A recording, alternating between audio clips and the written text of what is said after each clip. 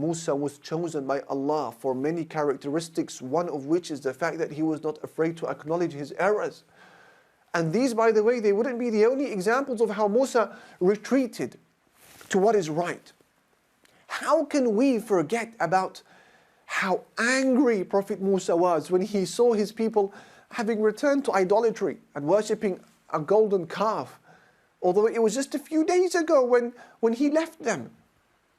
Musa, he threw the scriptures that Allah had given him just from anger and just shock. He just threw the scriptures on the ground, and he grabbed his older brother by his hair and by his beard, although his brother was older than Musa, and he began dragging him. Prophet Harun pleaded with Musa, explaining to him that it's not his fault and that he tried his best to prevent them from worshipping the calf, but they were on the verge of killing him. He said, son of my mother, the people oppressed me and they were about to kill me. So don't let the enemies gloat over my suffering, and don't place me with the wrongdoing people. Allah. When Musa heard this, what did he do? What did he do, brothers and sisters? Compare this when you and I are experiencing a fit of rage. What did he do when he heard those words? Musa's heart broke to the truth, acknowledged his mistake, repented to Allah, and he said, رَبِّ اغْفِرْ لِي وَلِأَخِي وَأَدْخِلْنَا فِي رَحْمَتِكَ وَأَنْتَ أَرْحَمُ الرَّاحِمِينَ.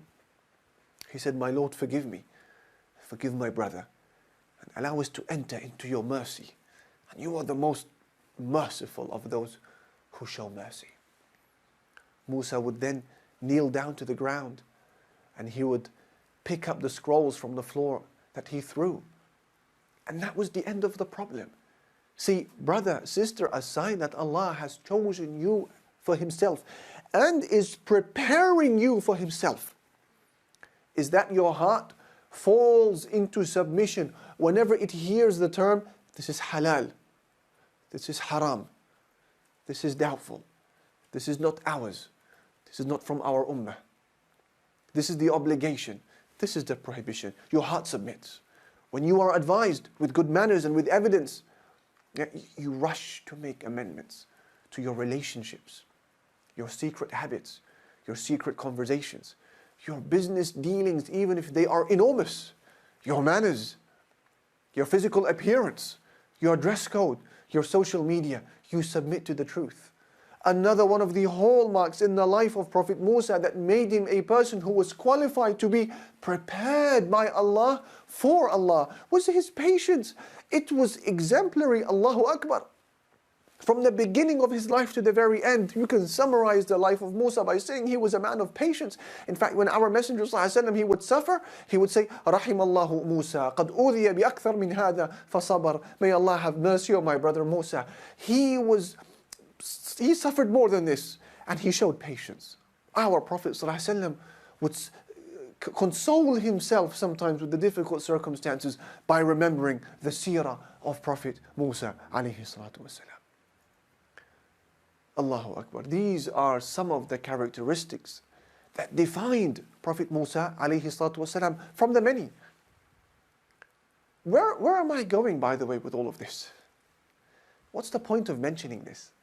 See, despite all of the happenings of today that break the heart of every wakeful and conscious Muslim, we are to remember that above the universe is a Lord who is watching, and a Lord who is allowing matters to unfold in the ways which they are.